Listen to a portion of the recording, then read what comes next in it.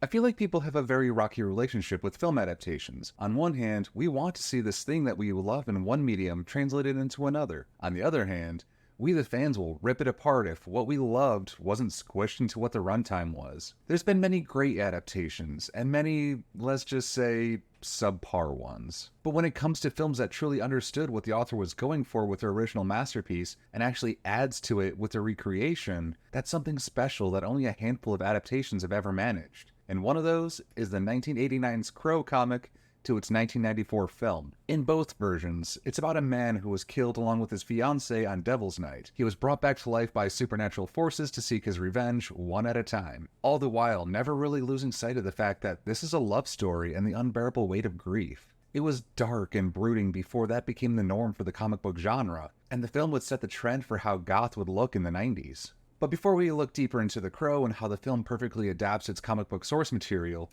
we need to first look at what truly makes an adaptation faithful to its source material. We can read The Lord of the Rings and be entranced by all the beautiful poetry and imagine how the smallest, most overlooked person can stand up against the greatest evil in the world. And then a filmmaker can craft how they envision the story, and we can all enjoy it a little bit more because of what the new medium now offers over the previous one. Like Return of the King, it's honing in on what made the story special and showcasing it with the film. When Sam says the line, "I can't carry it for you, but I can carry you and it as well," it's just that in the novel. Tolkien does go into how difficult it was, sure, but he also describes how tall Mount Doom was and what the view kind of looked like. Yet, with the film, Peter Jackson just focuses the audience's attention on the burden of being a friend, carrying the other to the end. The trilogy was so beautiful that many of us had no problems rewatching the extended cuts, even if they end perfectly well enough and don't need the scouring of Shire to be a satisfying watch. That chapter was amazing, and it did kind of solidify the entire theme of the series, but you know. And then there are adaptations that completely missed the mark, like Peter Jackson's other adaptation for The Hobbit. It was full of studio meddling that overstuffed the plot to make it a 3-part film. The artistry Peter Jackson used in The Lord of the Rings was replaced with cheaper, quicker methods to hit deadlines. And above all, The Hobbit just didn't work because it lost sight of the theme. Any of the themes from the book, really. There's no real coming-of-age story for Bilbo leaving the safety of the Shire to go on an adventure. No being the witty thief that uses his smarts instead of his obviously lacking brawn. And come on, the entire plot of Greed is bad with Thorin dying of dragon sickness. Which isn't a metaphor. In the book, he dies because his greediness actually sickens his mind and he dies in bed. In the film, he just dies a glorious death in battle. This is the heart of what makes pretentious bookworms like me say, "Oh, but the novel's just so much better." What we're actually trying to say is the adaptation lost the theme. If you never forget to keep the theme at the center of what the story is about, and the plot is just similar enough, you can take as many liberties as you want with the source material, and it'll still work. That's why Lion King works as a family-friendly Hamlet. Oh Brother, Where Art Thou is a perfect remake of Homer's Odyssey. And even Mad Men is a more faithful adaptation to The Great Gatsby than any of its actual films. I said what I said, and now none of you can unsee those similarities, all 12 of you prestige television watchers who were also avid book readers that happen to be watching my channel about comic books. But yes, which finally brings us to comics. For the most part, comic book movies are some of the hardest things to adapt. Where Lord of the Rings can have 1,000 pages by one author with one concise idea in mind, many comic book characters like Batman or Superman have thousands of comics to pull from, with hundreds of different writers trying to get what theme they want to say with the character across. That's just way too much to fit into the runtime of one single film, let alone an entire franchise. So you could just not focus on one specific story that came before and just create your own with the characters, like many of the comic book writers themselves do. That's the way the main studios usually operate, but use previously written stories more as a framework. And that's not necessarily a bad thing. The Dark Knight was phenomenal and gave a completely new take on Batman. Logan was a masterpiece, whereas the Old Man Logan comic it was based on was just fine. And The Boys is leagues better as a television show because it washes away all the griminess of the source material. Although, of course, there are a lot more not great comic book films to speak of that just use the characters and nothing else. The more clear choice is that you could just adapt a single story arc or a limited run graphic novel, and you run into the exact opposite problem, actually, of not having enough to go from. Each issue is usually 22 pages and can be read in roughly 10-ish minutes. Even if the story was a much longer read, you can still go through the first 110-page volume of Snowpiercer much faster than its 2-hour film adaptation. But like I said earlier, none of that matters if you never let go of the theme, and The Crow is that film. If you haven't read the graphic novel, written by and art by James O'Barr, originally it was published in 4 parts from February to May 1989. It's beautiful on its own, but it's much more impactful if you understand that the idea just doesn't come out of nowhere. Outside of the supernatural elements and the revenge plot, everything in this novel was pulled directly from real life. James O'Barr was born and raised in Detroit, Michigan, just as the story heavily centers on the city. Also, being a Michigan boy myself, I can say that the locations featured in the comic are real. Like the Crim Theater that appears in the background as Eric is on his way to Gideon's pawn shop was once a beautiful cinema back in the day, and before it became a rundown, let's say adult movie theater in the 80s, until it was restored by a church in the 90s. Kind of a good metaphor for the entire city, really. But the story is clearly set in the rundown 80s era. And Devil's Night, the date central to the entire story, isn't just made up out of nowhere either. Oh hi, editing Eric here. I'm now realizing that the comic never actually says it's Devil's Night. It's just that it takes place in October, but I think it fits better in this section anyway, so moving on. I'm aware that almost everyone outside of the Detroit area might not really think about it too much, but this day really was synonymous with vandalism and arson throughout the 70s, with it reaching its peak in disaster in 1984, with over 800 fires being started. While the number of fires has gone down, they still remained in the hundreds until at least 2011, and in recent years, thankfully lowered to no more than a typical day in Detroit. Here's Detroit. And here's Detroit after the attack. Oh my God.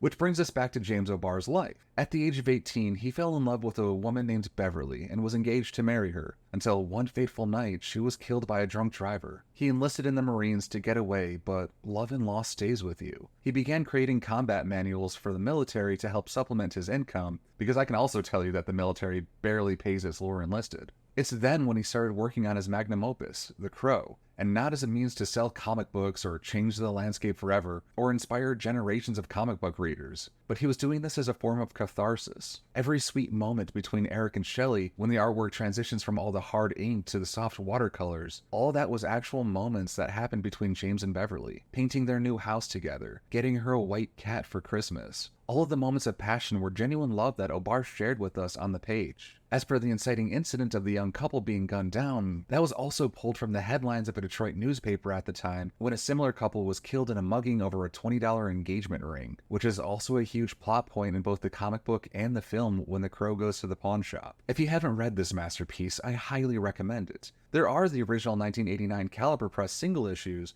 but those are going to cost you hundreds of dollars because it was a very limited run for a small indie title. What I suggest is the much more mass-produced special edition, which includes many more pages that were cut for space reasons, and it's this version that's seen as the definitive edition for James O'Barr's story. As for the film, honestly I don't think I can do it justice for how well this adaptation was done. For the most part, there are plenty of details added to the film that help flesh things out a bit more, without taking anything away. The novel never really goes into Eric's personal life, but now we see that he's a guitarist in a band. The character of Sarah is much more important to the plot, despite being named Sherry in the comic and Ellie in the script actually, but the name change does help differentiate her from the much more central character of Shelley. Officer Albright in the film is combined with the comics version of Albright and also with Captain Hook as Eric's ally throughout the entire film, instead of just having 3 very unconnected moments in the graphic novel. There are a few major departures from the original, and I honestly understand the reasoning behind it all. Most of the changes are to make it feel more cinematic to a wider audience, and so it can fit neatly into a 3-act structure of a film. Like, there's a bit where he loses his powers just before the final fight just to raise the stakes before the climax. Which is fine, I get it. There aren't any stakes when your protagonist is an unkillable, undead death machine. And there's also how the film plays out much more chronologically than the comic book does. In the novel, he hunts down the gangsters, and all the events that happened in the past always appear much more sporadically as he's remembering things. We don't really get into the moment of Eric and Shelley's death until book 4. In the film, the aftermath of the killing is the very first scene, and the flashbacks to what happened that night come in around minute 11. And I guess if I were to truly nitpick the film, those aren't actually crows in the movie. Those are ravens. Yeah, I mean, both birds are intelligent, but ravens are much more easy to train to use on a film, and most people weren't looking closely enough at the beaks to notice. So again, it's really fine because everything else great about the film just elevates the already magnificent story. There are just some things that the film will do better by its very nature of being a film. The pacing of the action is something that even the best comic book artists will always struggle with, but the fight choreography was given to some of the best stuntmen in the business, and it just works better. And the original soundtrack is iconic. giving the world songs that still get radio play like Burn by The Cure, Big Empty by Stone Temple Pilots,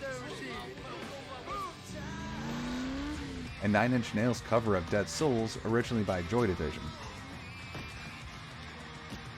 And the acting. Everyone from Ernie Hudson to Rochelle Davis were phenomenal, yet it was Brandon Lee who etched his legacy on Hollywood with his performance. And it is a damn tragedy that he was taken by a horrific accident on set. One other major change that I think actually does slightly pull away from the story of the original is that the gangsters are much more organized, with Top Dollar being the crime boss above the rest, and he ordered the hit because Shelley was demanding tenant rights for the building. It's just one throwaway line that I completely forgot about until I rewatched the film for this video, but like, that's kind of the point that all of this is supposed to be just random violence. Death never really needs a glorious reason, just like in our real world.